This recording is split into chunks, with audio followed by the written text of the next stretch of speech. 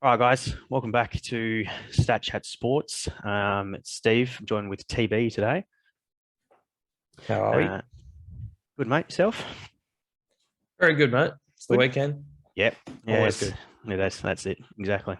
We're doing our first episode of our football podcast. It'll be just the two of us. We might be joined by Josh and BT at some stage if they feel free. But um, basically, we'll just try and cover mainly the Premier League. Probably touch on a little bit of the Champions League as well, and maybe Definitely. Yep. some big fixtures that turn out in the other leagues as well. Um, but I think this is a pretty good place, better place than ever. About halfway, well, I've probably just passed the halfway point of the Premier League season so far, and we've got the first fixture of this week is quite a big one in the terms of a title race. City Chelsea. It's the early game, 8:30 o'clock, Western Australian Standard Time. Should I say? hmm Yeah. What are your thoughts, predictions on that match? Look, top of the table clash. It's probably not as even as we probably you'd think a top of the table clash should be. Unfortunately, I mean, Man City seem to be running away with it this season. Chelsea, Liverpool, they've all had their problems. They're all stumbling. Mm. Whether that's, I think, players. I mean, Liverpool especially, but Chelsea just not haven't really figured it out. They've been up and down, up and down. Man City are rolling. Mm. I mean, I can't see, to be honest, anything other than a City win, especially being at the Etihad. Yep. Yeah, it's going to be. It might not be convincing, but I think they're going to walk away with the 3 points for sure. Yeah. Unfortunately, I think I'll have to agree. I'm being a Liverpool fan, and so of course yourself. Yep. I would definitely take a Chelsea win here. Absolutely. Because we'll get to the Liverpool game later. But if we get a win there as well, then that puts both of us 3 points closer to City. Yeah. And I think Liverpool and Chelsea would probably be the only chance to take points off City, I reckon. So I think a Chelsea win is probably good for the Premier League at this point. Yeah. Good for the title race. Yeah. Even a draw, but I mean, 3 points close is better than only only one. But yeah, I think a City win there personally. Absolutely. Like I said, probably not convincing. Just based on Chelsea's defensive record, it's pretty solid. It's very solid. Yeah. Absolutely. They're three back to convert to the 5 on defense. Yeah, but I don't know. I'll go a City win there. Yeah, absolutely. Agreed. Moving on, Newcastle Watford, a nice not quite bottom of the table clash, but it's two teams definitely in a relegation battle. Talking about the richest club in the land now. What are your thoughts there? A bit strange, that, isn't it? How can we be talking about the richest club in the land sitting in the relegation zone? It's of the Premier League. I know the Premier League is a very even league, but it's not that even. No. But look, Newcastle, St James Park. Does Chris Wood start? We haven't seen teams, obviously, so I'd imagine he'd be good to go. But I mean, is he going to make that much of a difference? I think Newcastle are missing a bit more. Having said that, Watford have been on a skid, to say the least. I thought they were looking fairly okay early season, but it all seems to be. I mean, not that there was a hell of a lot there, but it is falling apart for them. They had that. They had a very dodgy start. They sacked their manager. Got in. But they got that bounce back, didn't they? They did. They brought in Ranieri, who obviously everyone's aware. Obviously, winning the Premier League with Leicester, his exploits, probably the greatest achievement in Premier League history, I reckon. Absolutely. There was definitely a spike and an incline of performances there. They beat Manchester United quite convincingly. I think it was 5-2 or something like that, 4-2 maybe. There was that game. It was Yeah, Ollie was really, mm, yeah, he was. I think that might have even been his last game. I think. Was yeah, I it? think it was pretty close to it. Yeah, Yeah, yeah, I think that might have been the nail in the coffin. yeah. Sorry. Mm, yeah. Yep. I could honestly see a draw here. Yeah, absolutely. Probably like a 1-1, maybe. I don't know. Yeah. Not a lot of goal Look, scoring threat on either end, really. I'm gonna say I'm gonna go 2-1 Newcastle. Okay. I think they can get it done. I I think they're better than their record suggests. Yeah. I know they haven't been great, and I know they haven't really done a hell of a lot to improve the team. Trippier, yeah, good addition, an experienced addition. Yep. Probably going to take a little while to gel with the team, I'd imagine, but I'm going to go with Newcastle 2-1 win. Well, let's not remember they bowed out of the FA Cup against, excuse me, against Cambridge. So that was a bit poor. And that was just about a full strength team. That was at St James's Park as well. So that's So everything I've just said is probably on that. That's the kind of team we're talking about. Yeah. Yeah. Who knows what you're going to get? Yeah. That's a game to game basis there. Yeah. Yeah. But a big one in terms of the size of the game, in terms of the relegation battle. It could really shape the relegation battle. It could. A win for Newcastle will push them out the relegation zone and push Watford in. Yep. Still plenty of. And Watford get breathing room possibly. Yeah, exactly. Yeah. 3 points there, and then they're in a pretty good spot. But yeah, I'm going with the draw. I'm going with the draw personally. Yeah, that's probably most likely, but I don't know. I don't mind Newcastle, so I'd like to. Yeah, 100%. Yeah. Norwich, Everton. I think this one's Everton. We're talking Norwich, bottom of the league. They've been pretty poor all season. It's almost like a replica of their Premier League season a couple of years ago. They step up, and then they have terrible performances, and they go straight back down. I think we're seeing a repeat of that. Yeah, absolutely. And I mean Everton as well, like nowhere near the top form. They've had a few injuries. They've had Calvert-Lewin out for a majority of season. A big figure for them, but he's back now, so he can definitely make an impact for him. But I think Everton will win that one comfortably. Yeah, I'd agree with you there. I think Everton, I'm not sure what Rafa's trying to do there. It's clearly not working. Yeah. But yeah, having said that, still Carrow Road, Norwich, I don't think it's going to be enough. Everton's got too much skill, and maybe I'm not sure if El Ghazi is going to feature, but it'd be good to see him on the park for Everton. But I'm going to say 2-0 Everton. Yeah. No, I can agree with that. It might not be a high scoring venue, but that's an Everton. I think that's pretty convincing. Yeah, absolutely. Yep. Wolves, Southampton, moving swiftly on. Another one that really could go either way. Both sort of sitting comfortably mid-table. Neither of them are making a push for the top six in Europe. Neither of them are in a position for relegation. But I've always been a fan of Wolves since they came up. Definitely. As soon as they came up that first season, they really took it to a couple of the teams, a couple of the big teams. I even finished in either very close to Europa or in a Europa League spot, which is pretty huge for a team that's been promoted. But I think Wolves take that one. Yeah, Wolves defensively have been incredibly good. They've just been awesome. I'm going to say, I think it's going to be low scoring. Wolves, most of their games have been quite low scoring. Lately, they tend to nick wins. Or they'll nick a draw off a bigger team. But I'm going to go 1-0 win to the Wolves. I think. Wolves at Molineux. I think. They've definitely got enough to do it. They're so Mm. solid.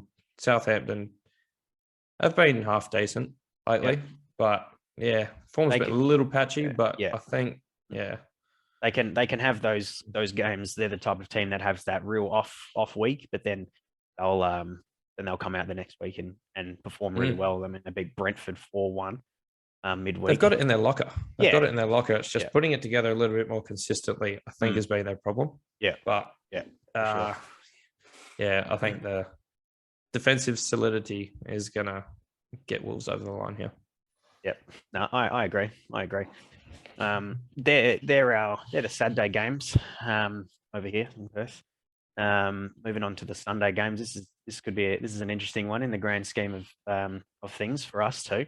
We're talking Stephen Gerrard's Aston Villa against Manchester United at Villa Park. A repeat fixture from only a few days ago in the FA Cup. Yeah, absolutely. I mean, anyone that saw that game, Villa were probably unfortunate to not win that game. 2 disallowed goals for offside, one of them quite controversially, I reckon. But I mean, it's good in that, Gerrard versus United again. I would like to see Villa take this one. I don't know if that's the bias coming in there. It could be a little bit, but it's definitely my bias. I can tell you that. yeah. But as I think even at an unbiased opinion, I still think Villa have the they could definitely take this one. United, they've not been on top still, even with Ranieri coming in. There's not a lot of recruitment looking like there's going to happen in January for them. No, there isn't. There's a few players there that are just way off of form for them. Talking Marcus Rashford is probably a big one. But yeah, I reckon I want to go 2-1 Villa. It's going to be late. I'll call the Coutinho screamer to seal it. Ooh. And then Wouldn't it be sweet? And Villa Park would go absolutely mental, I think. Yeah. Look, I'm going to go a draw, I think. I think I can see these two playing out a bit of a stalemate. Yep. It's nice that we can call it a reverse fixture almost. Because if I remember correctly, the last fixture was at Old Trafford in the FA Cup. Yeah. So, and that's why Gerrard copped a ton of booze. Yep. But took it like a he champion, seemed to love though. it. Yep. Yeah, absolutely. He seemed to thrive off it almost. Yeah. Unfortunate that Aston Villa couldn't do the same, but he definitely he enjoyed it. Yeah. I think a draw would be probably fitting to where the two teams are at. Yep. Villa, I wouldn't say are overperforming, but I mean they've got a good squad. They've definitely found their feet since Gerrard has come in. Like they lost. They've had that. They lost manager Grealish. Bounce. Yep. Yeah. They lose their captain and their most influential player in the summer or winter, should we say here? But it definitely took them a while to find their feet. I still thought they had a pretty decent squad even without Grealish. Like John McGinn, he's pretty class. But yeah, sometimes all it needs is a freshen up, and Gerrard's done a really good job, I think, there. So it feels like a very balanced squad. I feel. Yeah. But a draw I think is fitting here, and I don't think United probably would walk away a bit disappointed, but considering where they're at, I don't quote me on this, but have United scored more than twice under Rangnick yet? They seem to really struggle for goals under Rangnick. Yeah. I'm not 100% sure, but that'd be a good stat. I know. They don't seem to be scoring very freely. I mean, no. Have United scored freely for a while? They were under Ollie a little bit. They started to find their feet a bit, but they were too leaky. Under Ollie as well. Yeah, and that was ultimately his downfall. But I think these guys need to find their shooting boots. They need to start scoring a bit more because it's not the Man United way. It's not what everyone's been used to. And 1-1 for me. 1-1. Okay. Yep. Yeah. We'll move swiftly on to the game of the week. Our game of the weekend, should we say? Liverpool Brentford at Anfield. It's Where do we start? yeah, it's the boys, but Uh, we're missing some serious key figures in that side. The AFCON is doing Liverpool dirty. Absolutely. Yep. I mean, full credit to the boys for going over there and doing their best, 100%. Yep. And it's a competition worthy of players of that caliber. Yep. But it's hard to watch. Yeah. Yeah. It's really not fun. But look, it is what it is. Yeah. I'd like to think that we've got a little bit more quality to get over Brentford. Arsenal and Brentford, I feel, are two different teams. Back at Anfield, I'm pretty sure Arsenal were the first team to keep Liverpool scoreless at Anfield. Okay. This season. So best possible. Yeah. Yeah. I mean, I shouldn't say we. Let's be a little impartial. Yeah. Liverpool have been banging in goals for fun. Yep. But I'm gonna say a 2-0 win. Yeah, I think Liverpool will win. But that's again, I like Brentford. They're sort of this year's Wolves for me. They've come in and they've done a good job. I mean, we played out an exciting 3-3 draw against them in the reverse fixture. I watched that one live, and that wasn't fun to watch. But No. like they've got the threat up top. Ivan Toney, he definitely caused some problems for Van Dijk, physically wise, should I say? Yeah. But I mean, yeah, I think at Anfield, yes, they're missing two key players for their forward, and I think the Arsenal match in the FA Cup proved really how much they're missing them. We had one shot on target, I believe, that whole game, and that chance that fell for Minamino right at the end, just outside the 6-yard box that was hard to watch. It was, and you would, do you think you shouldn't think these things, but you think if that falls to a Mane or a Salah there, that probably ends up in the back of the net. But that's being buried 100%. Yeah. But I mean, that's a talk for another time. It's not. It is. It's been and gone now. You can't change it. It's a mute point. Yeah, we can't really. There's no point going over that. It's only going to hurt. Exactly. Yeah, for sure. But yeah, no, I'll say a 2-1. I think. I think, just based off of, the reverse fixture, they definitely didn't Brentford hold back. Yeah, exactly. Brentford have shown they definitely know how to score against Liverpool. Yep. That's what I like about newly promoted teams. If you come, obviously, it's they're coming into the Premier League after, I don't even know if this is their first season in the Premier League, possibly. Anyway. But they're not. They've not come to just participate. They've come to show that they belong there, and I think that's the best way. They've come to play their way. Yeah. Which you love to see teams coming from the Championship taking it to the rest of the league and saying we're not going to sit back. We're not going to park the bus. Yeah, we're going to go for it. And you win some, you lose some. It's it feels a bit Leeds to me. Yep. Leeds model. Yep. Bielsa's just got them playing their brand of football. And I love to say that. And I mean, like I said, Brentford are a fun team to watch. Yeah. I mean, for us as Liverpool supporters, that reverse fixture wasn't fun. But I guarantee for supporters of the 19 other teams in that league, it was. Yeah. Oh, absolutely. From a neutral point of view, I think that could easily have been like a top 5 match of this season. I think. The amount of chances for both teams and both goalkeepers put on a bit of a masterclass. It was just an entertaining game to watch from that perspective. But I think we're both obviously in agreements there. I think we'll go with a Liverpool win. I think we know who's getting the points. Yeah, we'd like to know who's getting the points. We'd like to think. Definitely. West Ham Leeds. Good fixture. It is. I'll take. I think West Ham will take the points. They're a real good. They're looking a real good side. Moyes Moyes has done really well with them, I reckon. Yeah. They've got really good players across the park. They've got a key player in each position, I reckon.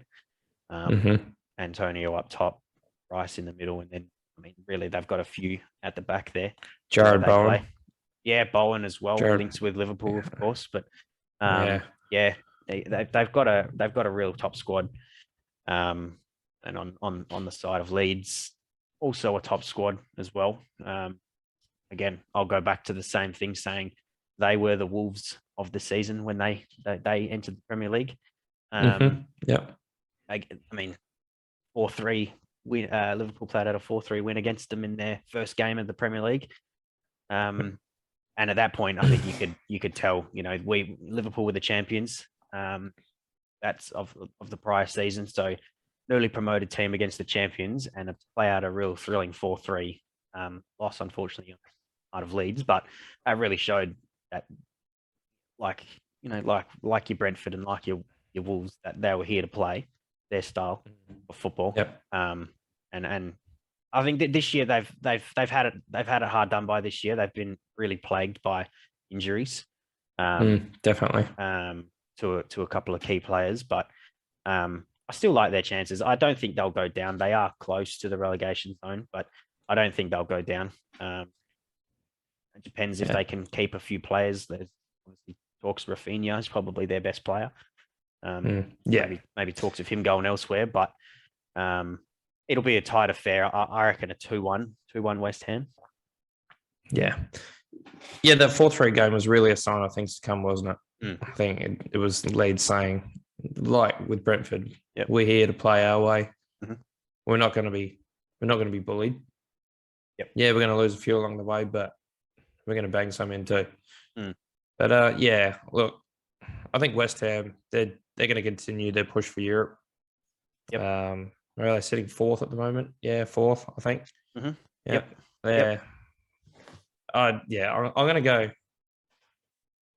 going to go a 1-0 win. I think it's going to be a cagey affair. I know Leeds.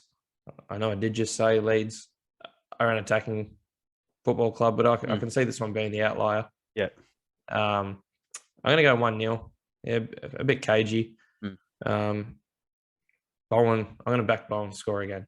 I reckon he's going again. Yeah, he's been in a rich vein of form. I think he's going to carry it through, and they'll pick up another 3 points. Very nice, very good. We'll end it off.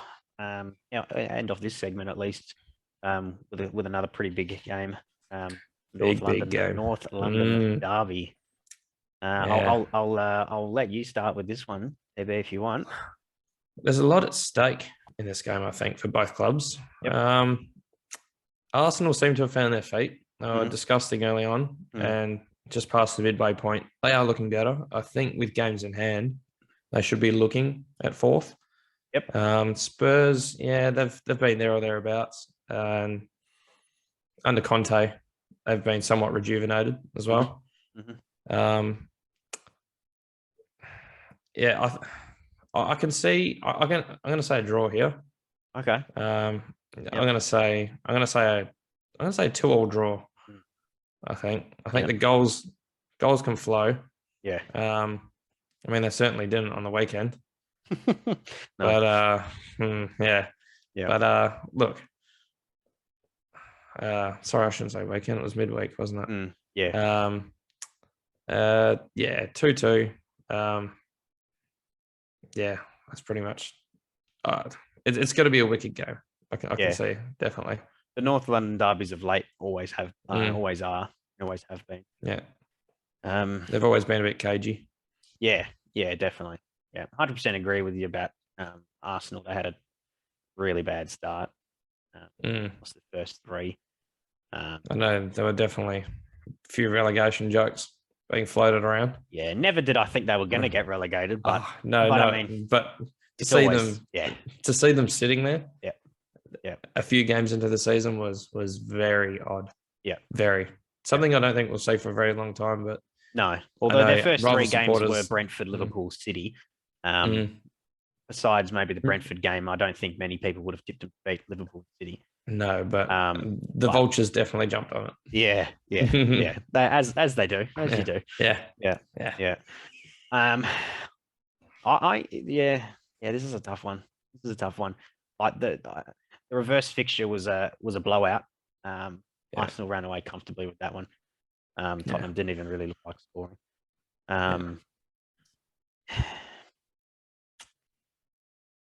Yeah, it is tough. it's a tough one to call. I'm not entirely certain if this game will even go ahead because I've heard that Arsenal were trying to get it postponed due to the COVID cases in their side. So if that appeal falls short and they are forced to play, they might not have a full strength squad. For that reason, I'm going to go Tottenham on this one. I think I'll go 3-1. Yeah, I know a certain mate of mine will probably be a bit disappointed about that, but I'll go 3-1. Conte's first North London derby. I don't believe he was in charge for the first one. No, I don't think so. No, and as you touched on, he's definitely strengthened that side defensively. Harry Kane's starting to find the back of the net a little bit now. He's definitely not in his form. Yeah, exactly. He's nowhere near at the peaks that he's been for the last couple of years. No, probably a bit of a hangover from the Euros, but I think he'll find the net in this game. He tends to in these games. And I think defensively for Tottenham, if they can get the shape right, I don't think Arsenal will be able to break them down as easily as they did in the first fixture. Anyway, no, they do seem a little toothless. Yeah. That being said, Spurs aren't exactly scoring for fun at the moment. No, definitely not. Yeah. The goals are there, obviously. Harry Kane's a constant threat. I'm a big fan of Son as well. Yeah, there's Spurs. I mean, when Kane and Son, they've got the potential on Moura. Yep. Lucas Moura. There's tons of potential. I'm not sure if Conte's. He's got that defensive. He's definitely that sort of. Yeah, he's got that. They're style definitely of a play. lot more solid. Yeah, defensively, but he just hasn't got it clicking with goals yet. Yeah, I mean it's hard. He's come in halfway through, not quite halfway, but he's come in with partway through the season already. He's had to deal with who he's got in the squad at the moment. Without a preseason, it's always going to be tough. Yeah, definitely. But I'm going to Tottenham. I'm going to Tottenham 3-1. But a big game, definitely a big game in the grand. It's a North London derby. That's doesn't get much bigger than that, really. In London and a big game in terms of the top 4 race. Absolutely. Yep.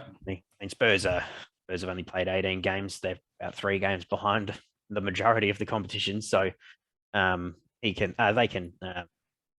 easily make a push for the top 4. Agreed. Yeah. No, I think I'll go Tottenham on that one. I think. Yeah. One thing we're gonna move swiftly on. I want to talk about some transfers. Obviously, it's January. Transfer window's open. It's always one of the most exciting times, I feel. Players moving around and stuff like that.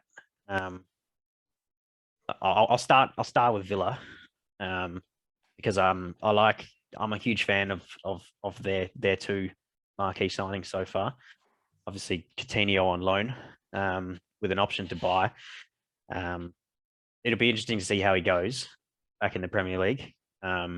He didn't have the best of times at Barcelona. I think that's fairly obvious. But there's no doubt he's a top player, and he's coming in to play under Steven Gerrard, obviously ex-teammate. So there's no doubt he's going to become a key figure in that side. Gerrard's going to know him well. Yeah, Gerrard's going to know how to get he's going to know how to get the best out of him. Yep. And I think what Coutinho needs is exactly that. Yeah. I think Yeah. he needs someone who can Someone that will work trust to him. his. Yeah. Yeah, absolutely. I think he was a small fish in a big pond at Barcelona. Yeah. And not that he needs the keys to a team, but I feel like Gerrard's going to give him more responsibility, Absolutely. more power to do what he wants. Yeah. And he's only going to thrive. I mean, that's what Klopp gave Coutinho. Mm-hmm. He said, look, this is essentially your midfield, you're our creative spark. Go and do your thing. And I think that's what Gerrard's going to give Coutinho. Yeah, I think so. And I'd like to believe that they would try and agree on a fee at the end of the loan spell. Gerrard's obviously a fan of him, and I don't see Barcelona too keen on keeping him with their current financial status. They'll be looking to offload as many players as possible. Exactly. I think they're probably using this as a bit of a dress rehearsal for him to ship him off, send him back to familiar circumstances where I think he can play well. Yeah. And it's only going to, I mean, let's be honest, his price has really bottomed out. I mean, 100%. I couldn't give you a price, but it's definitely not the $140 million or whereabouts he was bought from Liverpool for. Yeah. I think you're looking at probably a quarter of that at the moment. But I think at the same time, Barcelona might be hoping that he has a really good spell, so they can come back and they can bump the price tag a little bit. Exactly. Exactly. That's getting it. I think they'll be wanting him to earn him a couple of another 20 million to the coffers. Yeah, I think is what they'll be hoping for. Yep, definitely. And their second signing, Luca Dean from Everton. I think it was about 25. I think it was 25 million. 25 is what I saw. It's another good signing for him. Obviously, he had the falling out with Rafa as to why that's why he's left inevitably. Villa were looking for the left back role, and they've got a good one there. He's ex Barcelona himself. Plenty of years plenty of experience in the Premier League now. He was a vice captain at Everton as well. So you're looking at a fairly experienced player adding to that squad, fairly young squad at Villa. But I like the signing. It's good for him. So far they've had a good window with El Ghazi going the other way to Everton on loan. I was kind of somewhat surprised, I'd say, about that. He's obviously not a bad player, but I suppose you're bringing in Coutinho. There much room for El Ghazi in the team now? Probably not. You'd think, he's going to be encroaching on his space a little bit. So, if it was somewhat to sweeten the deal for Luca Dean moving their way, I think it's well worth it. Absolutely. Yeah, I agree. Yep, definitely. I'll move on to Burnley. We'll not move on to Burnley next. Really, the big one is Chris Wood. The Kiwi. The neighbour, moving away from Burnley. That's quite surprising for me. It's baffling, isn't it? Yeah. I think that was about 25 mil, wasn't it? Yeah, I believe the fee was about 35. I think it might have been 35. It's even more baffling. Yeah. That's anywhere in that region is overs. Yeah, it has to be said. Surely. Yeah. I mean, I can just see it being a deliberate ploy to weaken a relegation rival. Is that Newcastle's game here? Is that their angle? Because why else do you pay 25 mil for a goal like that? 35 mil, sorry. Yeah, I believe he's about 33. So he's not young. He's not. He's no spring chicken. No, definitely not. He's been good for Burnley. No doubt about that. But I mean, he's been solid, definitely. Yeah, but why Burnley would sell one of their starting strikers to a fellow relegation side is quite confusing. And there was I saw a lot of videos and clips, Sky Sports and stuff like that, essentially saying Burnley are basically waving the white flag at this point. Yeah, with a it feels like that, transfer doesn't it? like Yeah. that. It does, yeah. It's To really me, strange for me. dealing with another relegation side, it just seems like a big no-no. I Yeah. mean, yeah, if you're dealing prospects and 18-year-olds, 17-year-olds that are only, if you send them out on loan, yeah, 100%. But to be yeah, your main striker, like, it's odd. Yeah. Very it odd. is. Yeah. Yeah. But and in Newcastle's point of view, he's Premier League proven to an extent. I mean, he's not setting the scoring charts alight. No. But he is contributing. Yeah. Yeah. And so he did his role. He did his role for them. Yeah. The team. And that's exactly what Newcastle are going to hope to get from them. Yeah. Get them out. I mean, I think they just want to get out this season. Yep. In the Premier League. Yep. Not go down the Championship and then reset. Yeah. Yep. Absolutely. Take their billions and reset. Yeah. Yeah. I think that's pretty much spot on. All right, I think that transitions us nicely into Newcastle. Two. Well, obviously we've talked about one, Chris Wood. We mentioned Trippier earlier. I like the Trippier signing. Not a bad price tag to go along with it, and he's not a bad player. I'm not personally the biggest of fans of him. I think he's a bit overrated, but I mean, like, he's all right. He definitely improves their squad. There's no for doubt that caliber of team. Yeah, I think they're definitely going to have those guys on board. Yeah, absolutely. Yep.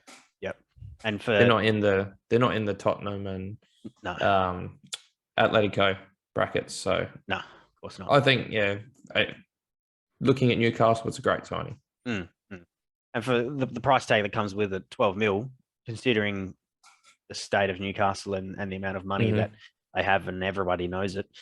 Yeah, that's not bad. They could have easily got another, Atletico could have easily asked for another 10 there, make it 25 or whatever, and it would have been paid. I was surprised when I saw 12 mil for Kieran Trippier. I thought, okay, well, that's, I mean, Newcastle aren't exactly fleecing them. No. But they've definitely got a good deal. I think. He's 31. He's still got some years. He's not going to be there to see their rise. Maybe not. No. But he's a stepping stone along the way. Yeah. And the experience he gives to the guys in that team will be invaluable, in my opinion. Yeah. I wouldn't be surprised to see him wear the armband at some stage. I think he's that could be that player for him. Someone with that European pedigree, I think it'd be silly not to give him at least some leadership role. Definitely. For sure. Yeah, 100%. I don't think Newcastle are done this window. They'll want to get, they'll try to get in as much as they can to help them at least stay up this season. For sure. And then they can go again next season. And I think that's the main reason probably why they've brought in Chris Wood. They need to. Their main focus is obviously to stay up. I think a championship team, take out the equation that they've got all that money. But I mean, if that they go into the championship, they really have to make sure they come back up in the very next season. But it sort of just pushes their whole progression back a year. It does, because you're not Yes, you've got money, but you're not attracting your trophy winners to your club, because you're not going to win a trophy.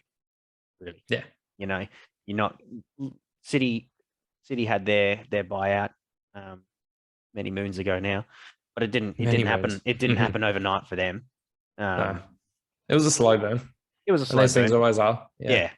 I mean, you can't expect. I mean, Newcastle have. They definitely have some history there, going back, 10, 15 years ago, maybe a bit even longer. But they're not the same. They're nowhere near the same side now, and they haven't been for many years. So it'll take them a while to potentially build back up to that point, but they're not done. They'll Yeah. probably look for. I know they're looking for another centre back. They're rumored with Diego Carlos from Sevilla, a centre back. They definitely need a good centre back, probably a midfielder as well. Yeah, I mean, probably a keeper as well. There's a few positions I could probably think a name off the top of my head that they could probably improve at, but yeah, like not bad business there. But I don't think they're done. I don't think they're done. I'll try and push through as much Not as by they a can. long shot. No, No. They need to do some more work. Yep, definitely. That alone isn't going to get them over the line. No, definitely not. Sure.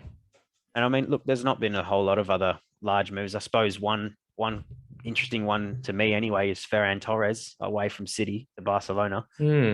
He's not been a City player for very long, but I thought he was doing all right there.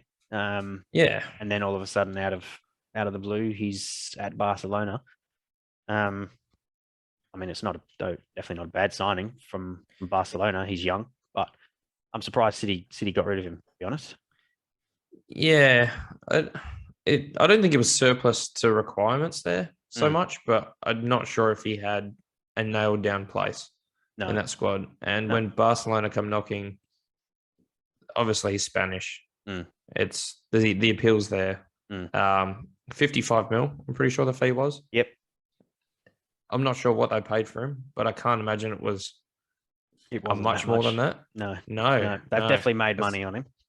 Yeah, absolutely. And he hasn't exactly performed for them either. So, I mean, whether they go and invest that 55 straight away to replace who was ultimately really a squad player.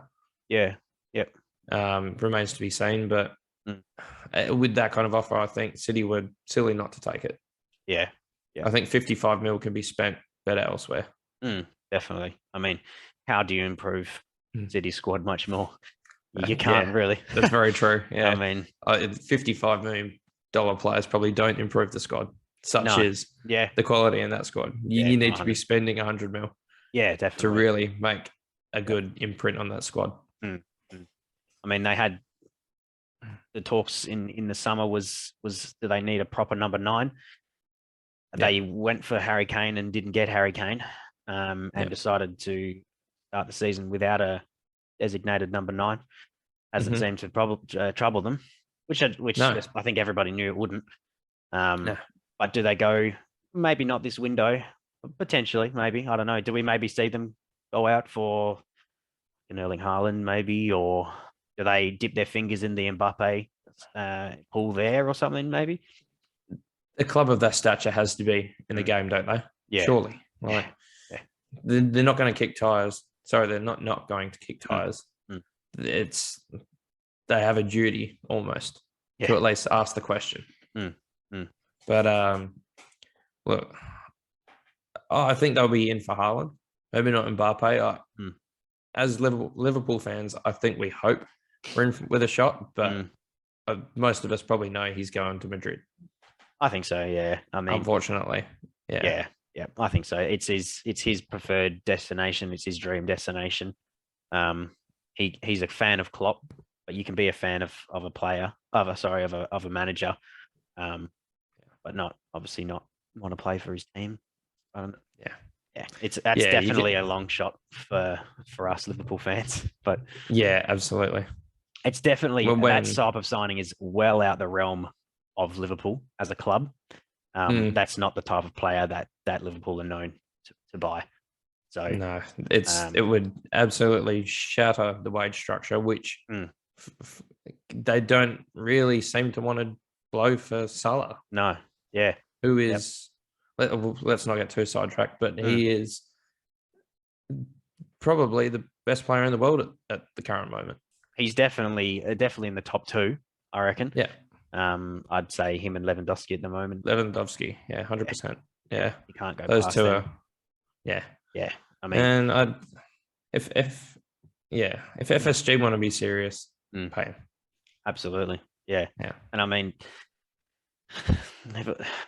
Oh look, I was I've been thinking about it and saying it for a while. It's since the lead up to the AFCON when it was known that Liverpool would lose Salah and Mane for 4 weeks. That they needed to sign some players in January. They don't normally. It's not normally their thing. Although Van Dijk was a January signing, but I mean, few and far between. Let's put it that way. Very rarely do they go out and spend big in January. But I'll be disappointed if they don't make some sort of impact in the window this season. We're not talking sign someone to sit in for Salah and Mane for the next 3 weeks, and then when they come back, thanks very much. They're not, there needs to be a bit more depth in Liverpool's squad, I feel. You look at the squad depth of obviously Manchester City is unmatched, but even United have pretty good squad depth. Chelsea have some really good squad depth as well. I think you compare their benches to the Liverpool's, and it's extremely underwhelming in that regard. There's definitely a couple players, but Salah and Mane are a big miss, and I don't think they can go through all the fixtures in this month without signing at least someone. Obviously they were linked with Diaz from Porto, but I believe that one's been squashed for January. I believe so. Jared Bowen as well, but I can't see him going into January. That'd be a summer transfer. West Ham aren't going to let him go in the position they are. No, absolutely not, and it won't come cheap either. Sure. So that doesn't really leave them with a lot of options for this window, unfortunately. The emergence of Diogo Jota, I think, really changed things in their mind, unfortunately, because I think he sort of plays into the way Salah and Mane play as themselves. I think they've kind of got it in their head that they can get away with Jota banging in goals. But he's not at the moment. And I don't think he's going to do it with Minamino and Firmino or Origi, a combination of those four. No, I just don't think the fluidity isn't there. They're just not going to. No. The front three of Salah, Mane and Jota that works well. Obviously, that means Firmino misses out unless there's a formation change. But he performs to the highest of quality with the pair of them on either side. It's almost like he's obviously not the main man in that front three, so he doesn't have necessarily the pressure of scoring the goals. But I feel like at this stage, without Mane and Salah there, you bring in Firmino, Minamino, and then and then Jota as a front three, or anyone really. The Ox can play on the wing as well. But he's almost at that stage under the pressure now of being the main source of goals in that sort of front three. And not that he can't do it, but he just doesn't then play with the freedom that he does with Salah and Mane either side of him, I feel.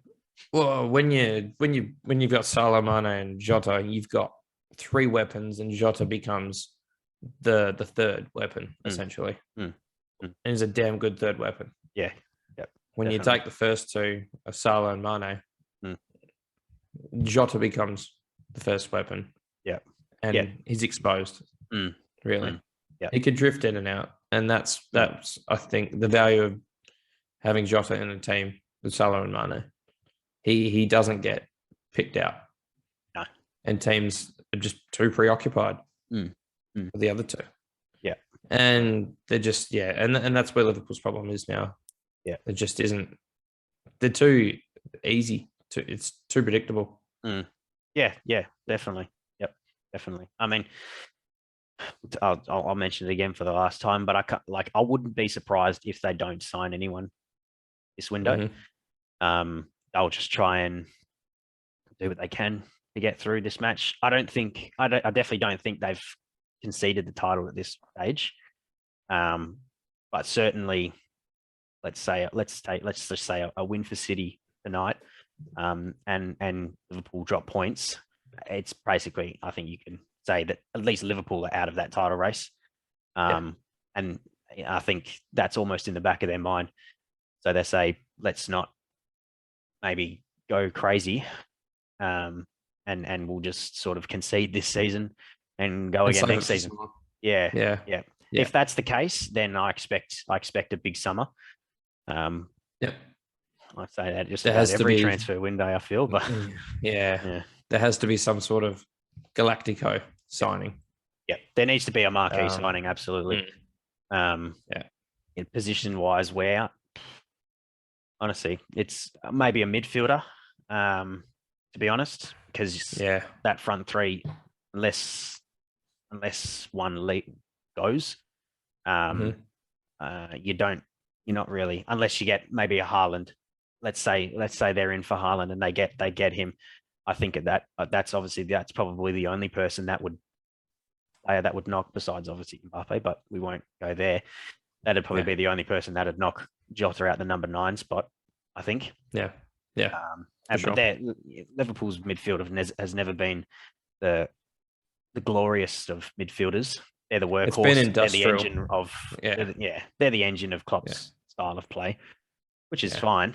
But I don't know. Since Wijnaldum's left, then I feel like there's been a hole there, because you don't have the same amount of work rate out of Thiago as Wijnaldum. And I feel like that's almost sort of exposed Fabinho in particular, who sits in that for sure. seat, to sort of do a lot more work than he did before, basically. Yeah.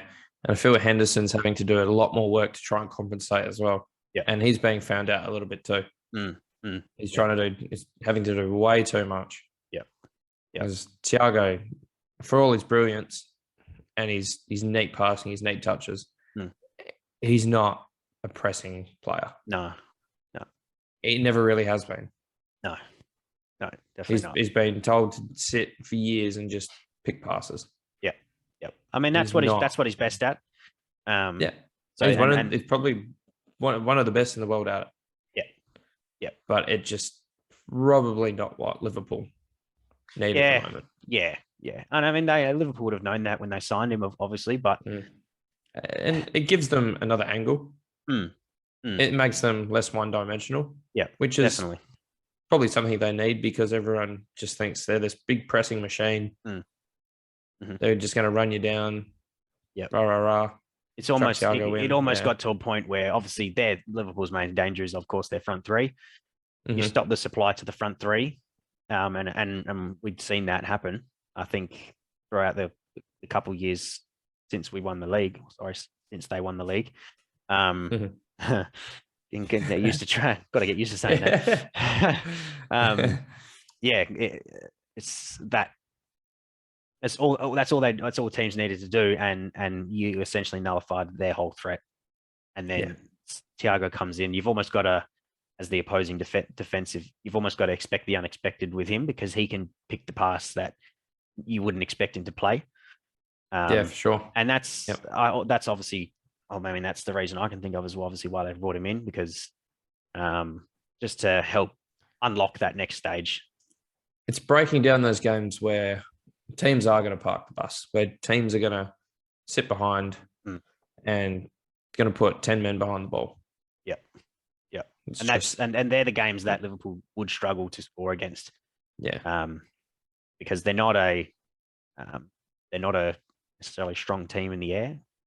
Although a lot of their play comes from the fullbacks and into the box. But I mean, they did become very one-dimensional in their play, and it wasn't difficult to stop them from scoring. No, it wasn't. No. Look, we could probably talk about Liverpool for another hour, but we better move on. We'll end off with. Yeah. I think if we end off with a bit of a mid-season review. It's a bit of a no-brainer at this point, but we will. I will ask the question. It's worth talking about. Who do you think will end up as champions this season? I'd love to be controversial, but I don't want to sound stupid at the same time. So, look, it's City. They've been too good, too strong, too consistent. Yeah. I don't think they'll win it at a canter like everyone else thinks they are. Mm. They will go through a rough patch of sorts. Mhm. They're not going to win every game between here and the end of the season. Yep. And the other teams will make some ground. Mm. But the other Liverpool, Chelsea, Arsenal, West Ham, not that they're in the title race, but top four. Yep. Yeah. I think they've all shown weaknesses. They've all shown holes, Mm. and inability to get themselves straight out of them. Yeah. Yeah. So, yeah, City are just they're a machine.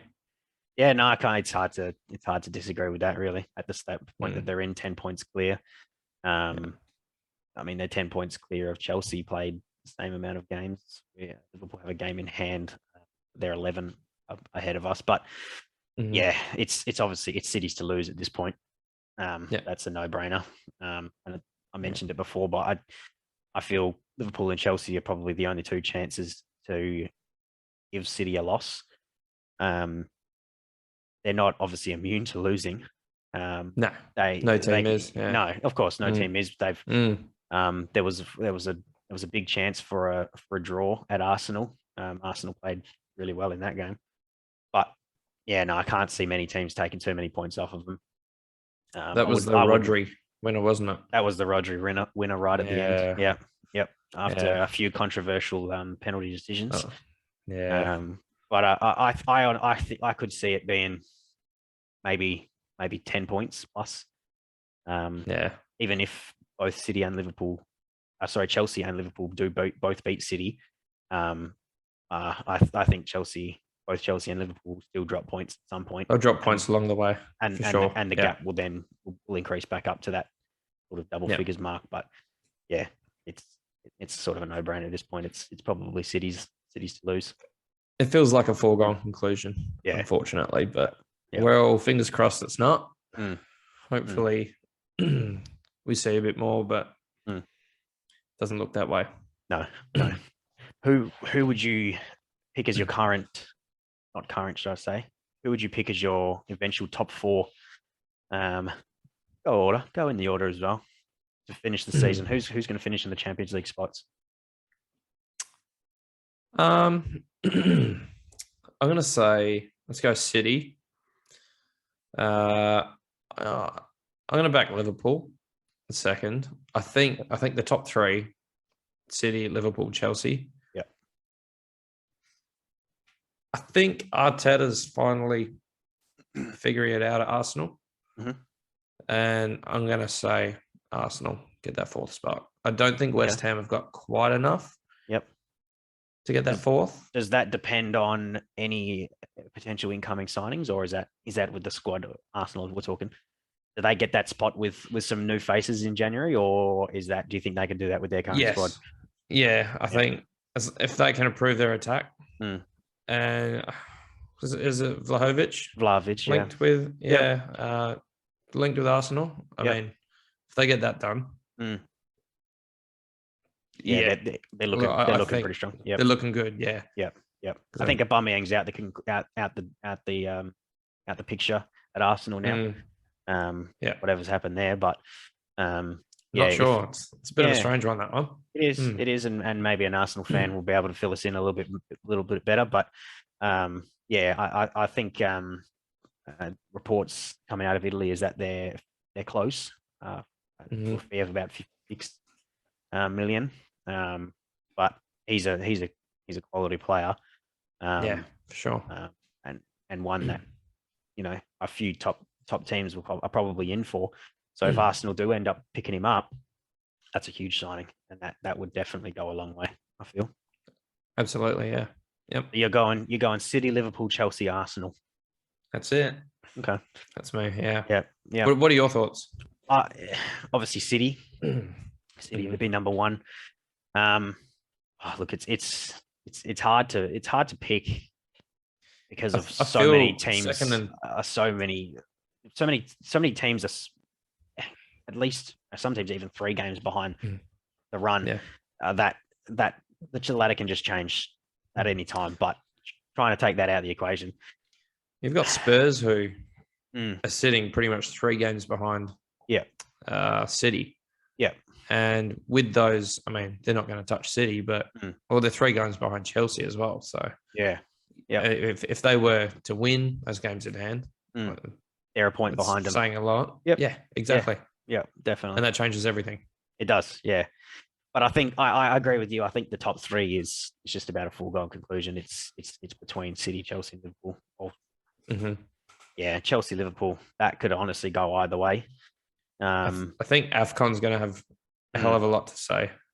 Absolutely, this is a big. It's a big it comes down to how much or how many points Liverpool take in this period. Liverpool seem every January to fall apart. That's true. I don't know why. True. Yep. I mean, AFCON's not going to help this time around. But at the same time, you don't want to use that as an excuse. Oh, no, not at all. Yeah, it's a factor, but it's not an excuse. You don't want to use it as an excuse. Exactly. Yeah. No, it's for sure a factor. It's something that has to be considered, but hardly an excuse. Yeah. Yeah, of course. I think I'd tip Chelsea to finish over Liverpool. Yeah. I think Chelsea will finish second, Liverpool third. It's got to be close. Yeah, 100%. It's gonna be close. And at the rest of the games, Arsenal are playing well, but I don't think they'll get there. I think they'll finish Europa. Definitely finish Europa, which would be good for them to get back into Europe. Obviously, no Europe this year for them. And trying to take out the equation of who I would like to see in there, I actually think it'd be West Ham. Yeah. Okay. Yeah.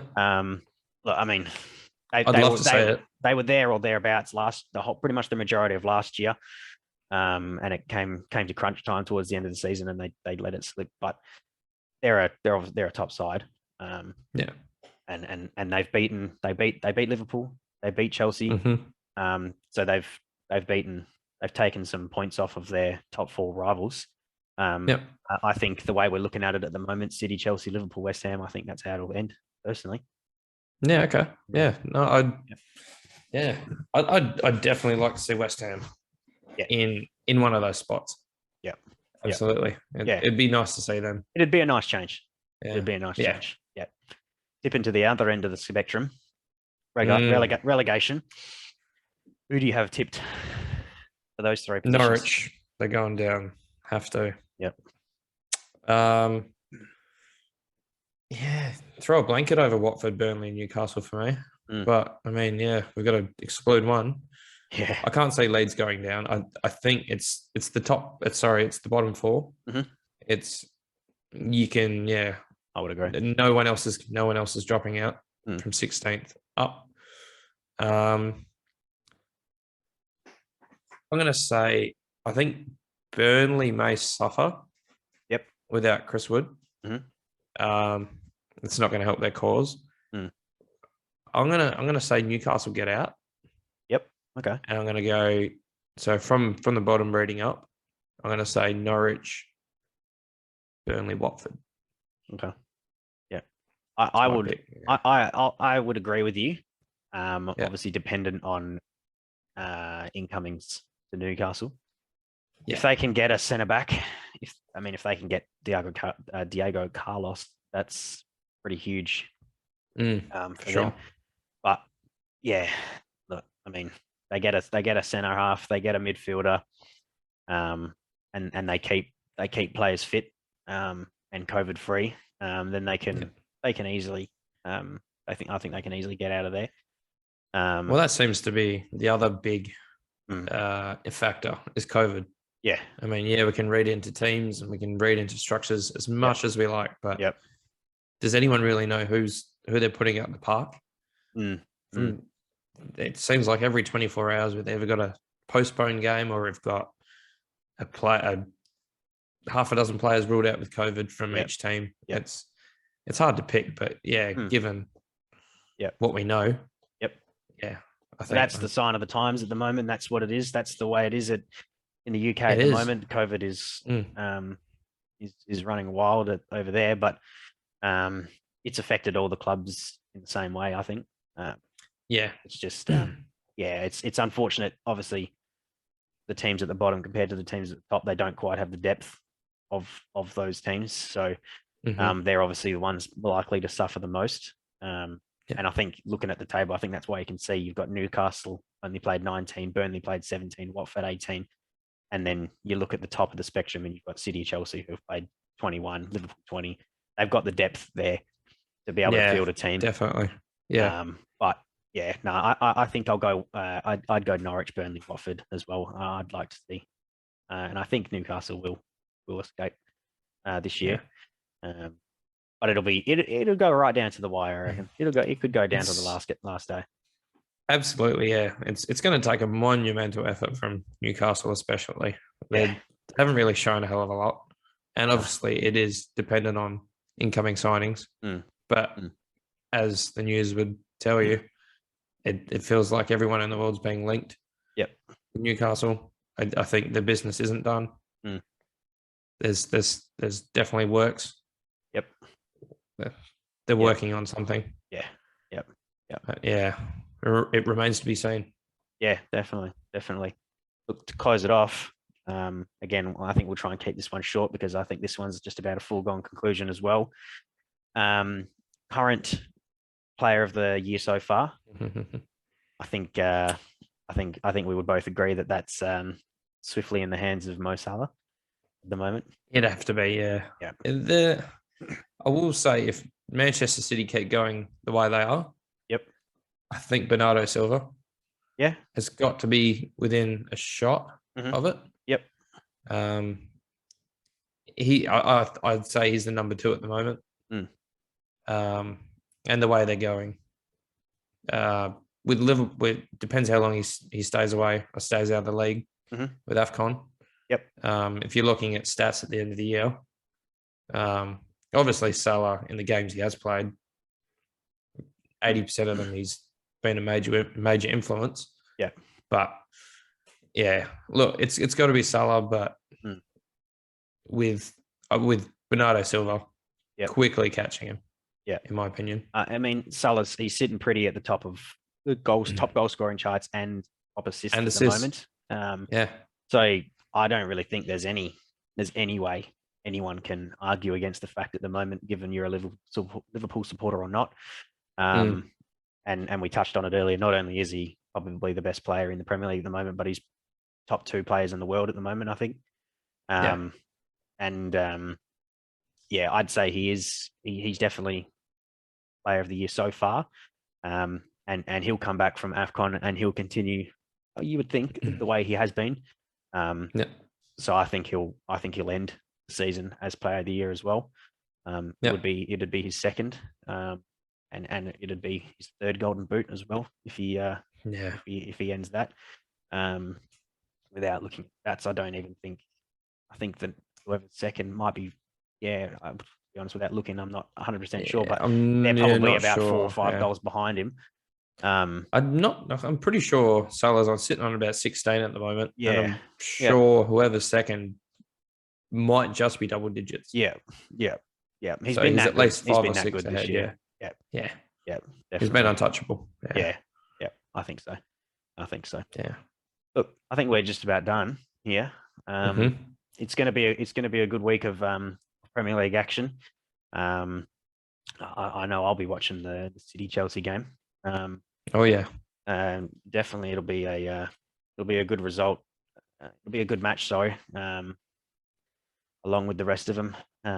Obviously we'll be bagging our team against Brentford, but look, I haven't got much more to add. Anything you'd like to add before we sign off?